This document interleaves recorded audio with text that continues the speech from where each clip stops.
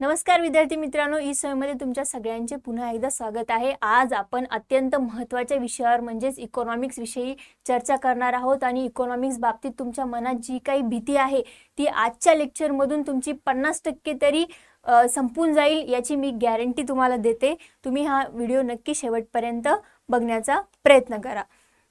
सगळ्यात पहिले सगळ्यांना वाटतं की इकॉनॉमिक्स ची प्रिपरेशन मी करू कशी, इकॉनॉमिक्स अवघड जातं। या मागचं महत्त्वाचं कारण म्हणजे काय मित्रांनो, तुम्हाला शिकवली गेलेली पद्धत। तुम्हाला ज्या पद्धतीने इकॉनॉमिक्स शिकवलं गेलं ती पद्धतच चुकीची होती। कशी चुकीची होती त्यामुळे तुम्हाला ते कसं अवघड वाटतं, त्यातून तुमच्या मनाची धारणा अशी झाली आहे, तुमचा दृष्टिकोन असा बनला आहे की इकॉनॉमिक्स काय आहे, अवघड आहे। पण खरं सांगू मित्रांनो, दैनंदिन उदाहरण जर तुम्ही इकॉनॉमिक्सशी जोडलं, दैनंदिन उदाहरणासहित जर तुम्ही इकॉनॉमिक्स समजून घेतलं तर हा विषय अगदी तुमचा इंटरेस्टिंग विषय होऊ शकतो आणि तुम्हाला पैकीच्या पैकी मार्क्स देणारा विषय होऊ शकतो। आणि हा विषय मी तर तुम्हाला सांगेल तुमच्या आवडीचा विषय सुद्धा बनून जाईल। ओके, तर इकॉनॉमिक्सला तुम्ही असं अवघडमध्ये घेऊ नका। तुमच्या इकॉनॉमिक्स कसं आहे, इझी आहे। फक्त तुम्ही जे उदाहरण आहेत ना ते उदाहरण दैनंदिन जीवनाशी तुमच्या जोडा, तुम्हाला इकॉनॉमिक्स विषय नक्की सोपा जाईल। बऱ्याच जणांना प्रश्न पडतात की मॅडम सगळ्यात आधी मला गणितच जमत नाही, तर मग मला गणित येत नाही तर मला इकॉनॉमिक्स येईल का? इकॉनॉमिक्समध्ये किती सारी आकडेवारी आहे, मी कसं करू, म्हणजे मला अवघड जातो। तर मित्रांनो, खरं सांगायचं झालं तर गणिताचा आणि इकॉनॉमिक्सचा तेवढासा संबंध नाही आहे। थोडाफार प्रमाणात आहे, बट एवढा संबंध नाही आहे की आपल्याला अवघड जाईल, गणित येत नाही म्हणून इकॉनॉमिक्स अवघड जाईल। थोडाफार संबंध आहे, पण गणितामुळे इकॉनॉमिक्सवर काहीही प्रभाव पडत नाही। ओके, आणि डेफिनेशन पाठ केली आता, तर मला ती डेफिनेशन एक्झाममध्ये गेल्यावर आठवतच नाही, मग आता काय करू मी? डिमांड सप्लाय काय असतं मॅडम इकॉनॉमिक्समध्ये? तर सारखं डिमांड सप्लाय, याची प्राईस त्याची प्राईस, MRP, हे ते कसं करू? हा विषय माझ्यासाठी आहे, फक्त देशासाठी आहे की माझ्यासाठी पण हा विषय मी वापरू शकतो? हा विषय आपला दैनंदिन जीवनाचा विषय आहे मित्रांनो। दैनंदिन जीवनापाशी त्याला जोडा, जीवनाशी जोडा, त्यावरून तुमचे जीवन पण सुलभ होऊन जाईल आणि तुमचा विषय सुद्धा मार्क्सच्या रिलेटेड पण तुमचा विषय सुद्धा काय होऊन जाईल, इझी होऊन जाईल। परत प्रश्न विचारतात की मी रोज नेमकं काय करू की इकॉनॉमिक्स माझा कसा होईल, एकदम स्ट्रॉंग सब्जेक्ट बनेल। पण स्ट्रॉंग सब्जेक्ट बनवायचे जर या 5 पैकी पण एखादाही प्रश्न तुमच्या मनात पडलेला असेल ना मित्रांनो, तर आजचा व्हिडिओ तुमच्यासाठी काय ठरणार आहे, गेम चेंजर ठरणार आहे। ओके, कारण आज आपण इकॉनॉमिक्स म्हणजे काय शिकायचं हे नाही बघणार आहोत, तर इकॉनॉमिक्स म्हणजे आपल्याला काय शिकायचं नाहीये, इकॉनॉमिक्समध्ये आपल्याला काय समजून घ्यायचं नाहीये याची क्लॅरिटी आपण आजच्या व्हिडिओमध्ये बघणार आहोत। आणि तुमची भीती या व्हिडिओमधून नक्कीच आज कमी होऊन जाईल। जसे की इकॉनॉमिक्स या विषयाचं महत्त्वाचं असं आहे की आपल्या मनाची भीती, आपण आपल्या मनाची भीती सगळ्यात अगोदर काढून टाकायची आहे। आणि तुमच्यामधले अनेक जण म्हणतात की मनातल्या मनात म्हणतच असतील ना की इकॉनॉमिक्स किती कठीण आहे यार, हा विषय मला समजत नाही, आता गणित पण येत नाही, इकॉनॉमिक्स पण मला येईल का नाही येईल। हा जो गैरसमज आहे ना मित्रांनो, हा गैरसमज तुम्ही सगळ्यात पहिले आताच इथेच हा पहिला तुमचा गैरसमज काय करा, काढून टाका। आता ह्या लेक्चरला इथे बघता इथेच तुमचा गैरसमज काढून टाका की इकॉनॉमिक्स खूप अवघड विषय आहे, हे बोलणं तुम्ही आताच काढून टाका। असं बोला की इकॉनॉमिक्स काय आहे, खूप सोपा आहे आणि मला खूप आवडतो, हे बोला। जेणेकरून काय होईल, ते सिग्नल्स आपल्या पूर्ण बॉडीच्या सेलपर्यंत जातील आणि तो विषय कसा होऊन जाईल, आपल्याला नक्की सोपा होऊन जाईल मित्रांनो। इकॉनॉमिक्स विद्यार्थ्यांना अवघड वाटतो। ओके, अवघड वाटतो, मग आता आपल्याला सुरुवातीला अर्थ समजावून घेताना फक्त डेफिनेशन वाचायची नाही आहे, डेफिनेशन आपल्याला फक्त शिकवली जाते, तर डेफिनेशन मागे डेफिनेशन बनली कशी, त्याचा अर्थ काय हे आपल्याला समजून घ्यायचं आहे। जसं आता फॉर एक्झाम्पल घ्या, डिमांड म्हणजे काय, consumer willingness and ability to purchase good. Okay, म्हणजे कंझ्युमरची ॲबिलिटी, वस्तू खरेदी करण्याची म्हणजे काय, डिमांड। पण असं डेफिनेशन डोक्यात न घेता, पण जिथं आपण कसं मित्रांनो, जिथं समज नाही ना तिथे पाठांतर असतं, आणि जिथं पाठांतर असतं ना तिथे भीती म्हणजे कायम असते, भीती असते। म्हणून आपल्याला पाठांतर करायचे का, नाही, पाठांतर नाही करायचं, आपल्याला उदाहरणासहित गोष्टी समजून घ्यायच्या आहेत। उदाहरण नसेल तर मग काय, फक्त थेअरी असते, मग थेअरी असेल, आता सपोज इन्फ्लेशन घ्या, टोमॅटोचा भाव 20 वरून 100 झाला, 20 वरून 100 झाला, मग टोमॅटोचे भाव वाढले, मग काय झालं, इन्फ्लेशन झालं. हे दैनंदिन जीवनाशी जेव्हा तुम्ही जोडून घ्याल ना, तेव्हा तुम्हाला प्रत्येक गोष्टी कशा क्लिअरली समजून येतील. ओके. इकॉनॉमिक्स म्हणजे फक्त रिकाम्या शब्दांची बोंब असं वाटू लागतं तुम्हाला, पण असं नाही आहे. इकॉनॉमिक्स आणि गणिताबाबतीत जे काही तुमचा गैरसमज आहे ते खरं सांगेल तर इकॉनॉमिक्समध्ये गणित नाहीच आहे. परिस्थिती समजून घेण्याची एक कला आहे त्याच्यामध्ये.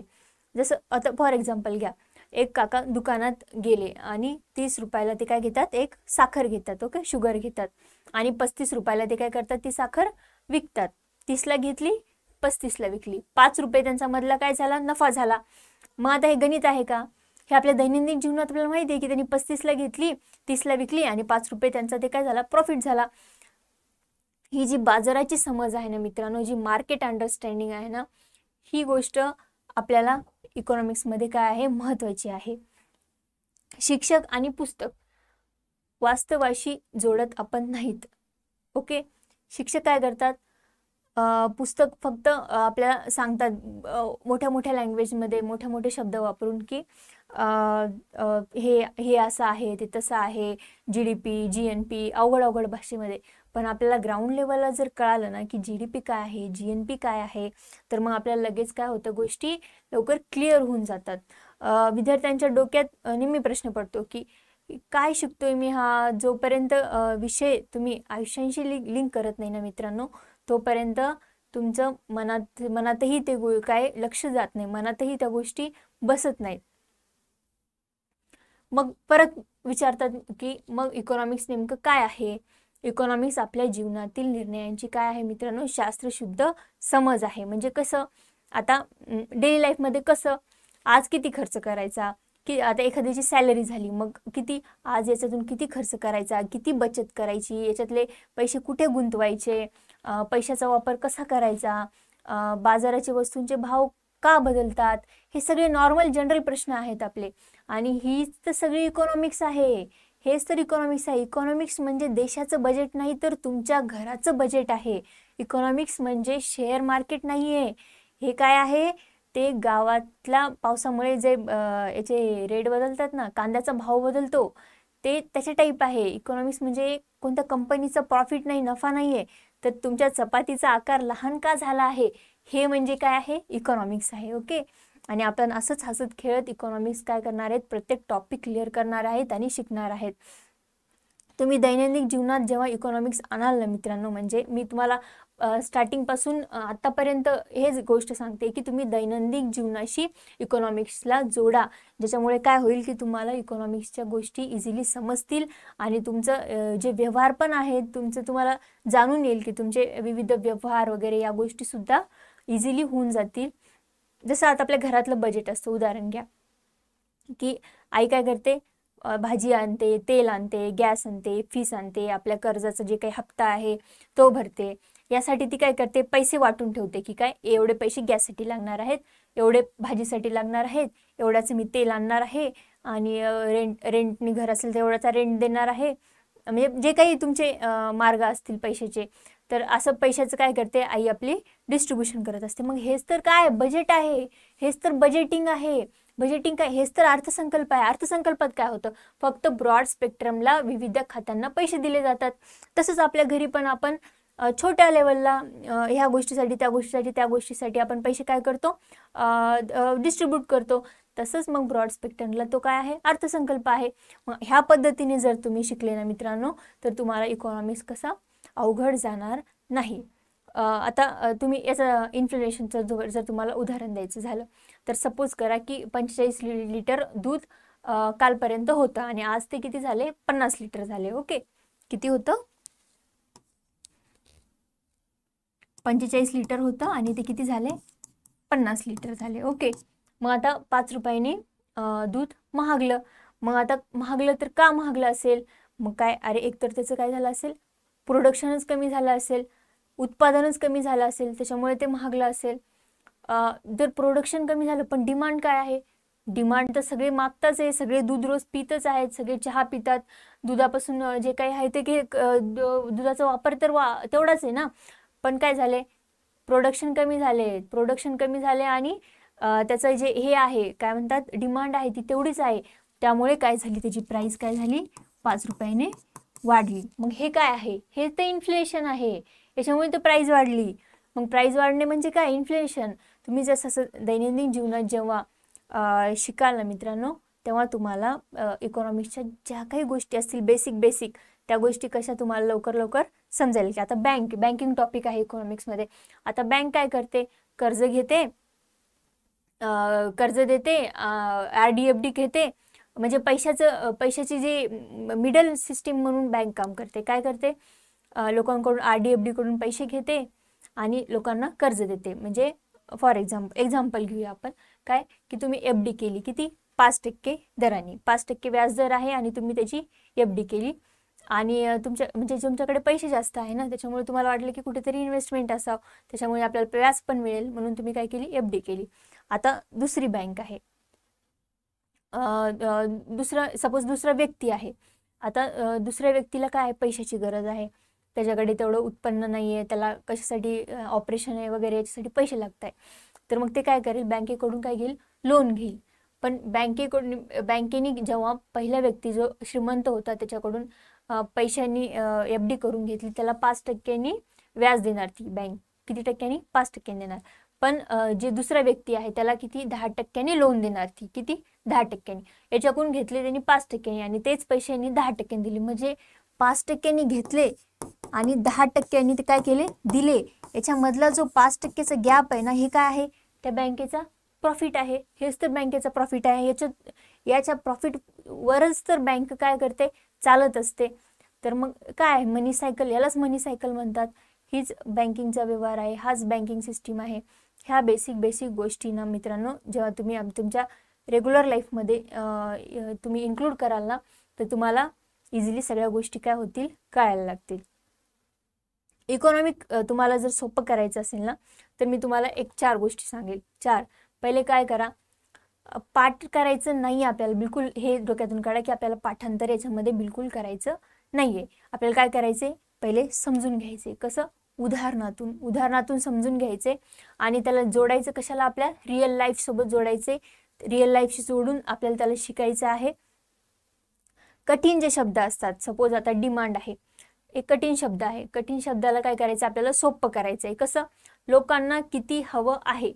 डिमांड म्हणजे काय, लोकांना किती हवं आहे. डिमांड, आता सगळ्यांनीच सपोज एखाद्याचं सोयाबीनचं उत्पन्न आहे, सगळ्या शेतकऱ्यांनी जर सोयाबीनच लावले तर डिमांड जास्त आहे म्हणून सगळ्यांनीच सोयाबीन लावले, तर मग काय होईल, मार्केटमध्ये सगळ्या सोयाबीनचा पुरवठा जास्त होऊन जाईल.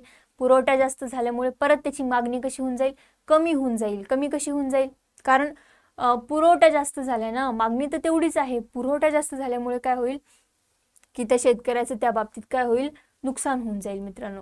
म्हणजे हे जेव्हा तुम्ही असं समजून घेता ना, त्यावेळेस काय होतं, इकॉनॉमिक्स आपल्याला इझिली कळायला लागतं. आता सप्लाय बाबतीत बोलायचं झालं तर वस्तू बाजारात किती उपलब्ध आहेत. हे असं सोप्या भाषेत शिकलं तर किती छान वाटतं बघा बरं, की किती बाजारात सप्लाय म्हणजे किती बाजारात उपलब्ध आहे. सपोज करा की भाजी, एखादी मेथीची भाजी आहे सपोज घ्या. मेथीची भाजी आपल्याला 2-4च ठिकाणी आपल्याला दिसत आहे, बाकी कुठेच मेथीची भाजी दिसत नाहीये. म्हणजे काय, ती आपल्याला मिळणार, महाग मिळणार. मग त्यावेळेस का महाग मिळणार, कारण तिचं कसं आहे, डिमांड जास्त आहे, मागणी खूप सारे जण करताय, पण मार्केटमध्येच ती अवेलेबल नाहीये. मार्केटमध्ये फक्त 2-4 जणांकडेच अवेलेबल आहे. मग जेव्हा डिमांड जास्त असेल, मागणी जास्त असेल आणि त्याची अवेलेबिलिटी कमी असेल, तर मग काय होते, त्याची प्राइस काय होते, वाढते मित्रांनो. असं आपण समजून घ्यायचे. त्यानंतर इन्फ्लेमेशन म्हणजे काय, जनरल भाव वाढते. इन्फ्लेमेशन म्हणजे आता जसं मेथीची सांगितली मी तुम्हाला, भाव वाढले. कसं वाढली, कारण मागणी वाढली म्हणून त्याचा भाव वाढला. त्यानंतर बजेट. आता बजेट म्हणजे आपल्या महिन्याचा पैसा कसा वापरायचा याची जी योजना आहे ना, ती म्हणजे काय, बजेट. कठीण शब्दात कसं बोलणार मग आपण, की माणसातल्या भाषेत आणा तिला. कसं, आपल्या भाषेत जेव्हा तुम्ही त्या गोष्टी आणाल ना, तेव्हा ती गोष्ट काय होते, आपल्याला इझिली कळायला लागते. म्हणजे कसं, आपल्या माणसातल्या भाषेमध्ये जेव्हा आपण आणतो ना, तेव्हा ती गोष्ट आपल्याला इझिली कळायला लागते. उदाहरण नसेल ना मित्रांनो, कुठल्याही विषयाला घ्या तुम्ही, उदाहरण नसेल ना, तर रिअल लाईफशी तुम्ही जर जोडलं नाही ना, तर तो विषय आपल्याला नक्कीच अवघडच वाटायला लागतो आणि उदाहरणासहित जर तुम्ही विषय शिकला तर तो विषय कसा आपल्याला सोपा वाटायला लागतो. विषयाच्या काय करा, छोट्या छोट्या नोट्स तयार करा. जसं एका पेजमध्ये त्याचा अर्थ, उदाहरण आणि एक छोटीशी ट्रिक किंवा चित्र सुद्धा तुम्ही काढू शकता. या चित्रातून सुद्धा तुम्ही लक्षात ठेवू शकता. प्रिव्हियस इयरला जे काही पेपर्स झाले ते पेपर्स सोबत जोडून तुम्ही रीडिंग करा. पेपरमध्ये काय प्रश्न आले ते बघून तुम्ही इकॉनॉमिक्सचा अभ्यास करा. प्रश्न कसे विचारतात, प्रश्नाचा फॉर्मॅट काय आहे, पर्याय कसे ते स्ट्रक्चर करतात, त्यावर सुद्धा फोकस आपला असला पाहिजे मित्रांनो. कसा पर्याय कसे फोकस करतात यावर सुद्धा असलं पाहिजे. त्यानंतर आपण चर्चासत्र आयोजित केले पाहिजे. आपल्या मित्रांसोबत चर्चा केली पाहिजे. आपण शिकवलेलं उद्या कोणाला तरी आपल्याला समजून सांगता आलं पाहिजे. ह्या भाषेत आपल्याला काय करायचे, शिकायचं आहे. म्हणजे आपल्याला शिकवता येतं का तो विषय, म्हणजे तो विषय आपल्याला तो टॉपिक काय झाला येतो. मग आपल्याला पण शिकवता आलं पाहिजे. आपल्याला स्वतःला कळेल तेव्हाच तर आपण शिकू. त्याच्यामुळे अशा वेने शिकायचे की आपल्याला दुसऱ्याला सुद्धा ती गोष्ट सांगता आली पाहिजे. त्याच्यामुळे इकॉनॉमिक्सला कसं आत्मसात करून अभ्यासा की आपल्याला दुसऱ्याला सुद्धा ही गोष्ट काय सांगता आली पाहिजे. तुमच्या मित्रांमध्ये वगैरे तुम्ही त्या गोष्टी चर्चा करत जा, कारण ती एक गोष्ट माइंडमध्ये एकदा फिट झाली ना मित्रांनो तर ते आपण विसरत नाही. म्हणजे एकदा जर इकॉनॉमिक्स तुमच्या डोक्यात गेलं तर तुम्ही परत त्याला विसरणार नाही. इकॉनॉमिक्समध्ये जर तुम्हाला मास्टर व्हायचं असल्यास तुमच्या जे कन्सेप्ट आहेत ना, बेसिक कन्सेप्ट, त्या कशा करा, स्ट्रॉंग करा. जसं डिमांड म्हणजे लोकांना किती पाहिजे. आता सिलेंडर संपलं, मग मागणी, सगळ्यांनाच मागणी आहे सिलेंडर, सगळ्यांच्या घराघरात सिलेंडर आहे. मग कसं त्याची प्राईस काय होते, वाढते मागणी जास्त असल्यामुळे. सप्लाय काय आहे, प्राईस मेकॅनिझम काय आहे, भाव कसा ठरतो, दूध 50 वरून 60 कसं होतं, इन्फ्लेशन काय आहे, बजेट काय आहे. बजेट तुम्हाला सांगितलं, घरी आई पैसे कसे वाटून ठेवते, बजेट आहे. बँकिंग कसं, बँक कसा पैसा फिरवते, लोन कसं घेते, एफडी कशी घेते. GDP काय आहे, GDP म्हणजे देशात आपल्या वस्तू आणि संपत्ती किती तयार होते. म्हणजेच आता आपण जेवढी सॅलरी कमवतो तसं देशाची सॅलरी समजा ती. देशाचं एकूण उत्पादन म्हणजे काय, GDP झाला. सोप्या भाषेत शिका. GDP काय, देशाचे एकूण उत्पादन जे काय असेल ते. ह्या ज्या गोष्टी जर तुम्ही रिअल लाईफशी समजून जर अभ्यास केला मित्रांनो तर इकॉनॉमिक्स तुमचा एकदम इझी विषय बनू शकतो. आणि तुम्ही कसा राहा या बाबतीत मी तुम्हाला सांगितलं की कॉन्फिडंट राहा. एक्झामसाठी काय लागतं आपल्याला, एकदम पॉझिटिव्ह ॲटिट्यूड आणि कॉन्फिडन्स लागतं. आपण जर निगेटिव्ह राहू तर आपला रिझल्ट येऊ शकत नाही. त्याच्यामुळे आपल्याला प्रत्येक विषयाबाबतीत, इकॉनॉमिक्सच नाही प्रत्येक विषयाबाबतीत काय राहायचे, पॉझिटिव्ह राहायचं आहे. कन्सेप्ट आणि लॉजिक, हे लॉजिक पण लावायचं आहे आणि कन्सेप्ट पण लावून आपल्याला कुठलाही विषय काय करायचा आहे, स्ट्रॉंग करायचा आहे. आणि हेच तुम्हाला योग्य उत्तरापर्यंत घेऊन जातं आणि तुमचे जास्तीत जास्त प्रश्न बरोबर आणण्याचा एक मूलमंत्र म्हणता येईल याला. मूलमंत्र कसा की लॉजिक लावायचं आहे आपल्याला प्रत्येक प्रश्नाला. तर टॉपरचं सिक्रेट काय आहे मित्रांनो, हेच टॉपर लोक ह्याच गोष्टी करत असतात. आणि इकॉनॉमिक्सची जी भीती आहे ना तुमच्या मनामध्ये, मला तर वाटतं नक्की तुमची थोडीफार तरी कमी झाली असेल. या विषयामध्ये तुम्ही काय राहा, एकदम काय म्हणतात त्याला, प्रॉम्प्ट राहा की हे तर मला येतं, अरे हे तर इझी आहे, हे तर येतं म्हणतं. अशा जर तुम्ही म्हणू लागले ना तर तुमचा कसा विषय एकदम मनामध्ये बसून जाईल आणि फिट होऊन जाईल. आणि एकदा हा विषय कळाला ना तुम्हाला परत परत त्याच्याकडे बघण्याची गरज सुद्धा पडणार नाही. आज तुम्ही पहिला पाऊल टाकलाय आणि यापेक्षा मोठी प्रगती दुसरी तुमची काही असू शकत नाही की तुम्ही व्हिडिओ बघितला, तुम्हाला गोष्टी कळाल्या. म्हणजे तुम्ही पहिलं स्टेप तर घेतली की मी हे करू शकते म्हणून. आणि जर तुम्हाला हा व्हिडिओ तुम्हाला डोळे उघडणारा वाटला असेल तर मला नक्की कमेंटमध्ये आय एम रेडी असं टाका की I am ready to study economics असं मला कमेंटमध्ये टाका. आणि तुमची तयारी इकॉनॉमिक्स रिलेटेड माझ्यासोबत नक्की कंप्लीट करा. मी तुम्हाला सोप्या शब्दामध्ये सगळ्या गोष्टी समजून सांगण्याचा परिपूर्ण प्रयत्न करेल. आणि तुम्ही जे काही तुमचे डाऊट्स असतील काय असतील ते मला कमेंटमध्ये सांगा, ते पण आपण क्लिअर करण्याचा प्रयत्न करू. आणि तुमची जी विषयाची भीती आहे ती पूर्णपणे मोडून टाकण्याचा प्रयत्न सुद्धा मी सुद्धा माझ्या परीने सुद्धा प्रयत्न करेल. लवकरच भेटूया आपण आपल्या इकॉनॉमिक्सच्या सिरीजमध्ये. तोपर्यंत धन्यवाद.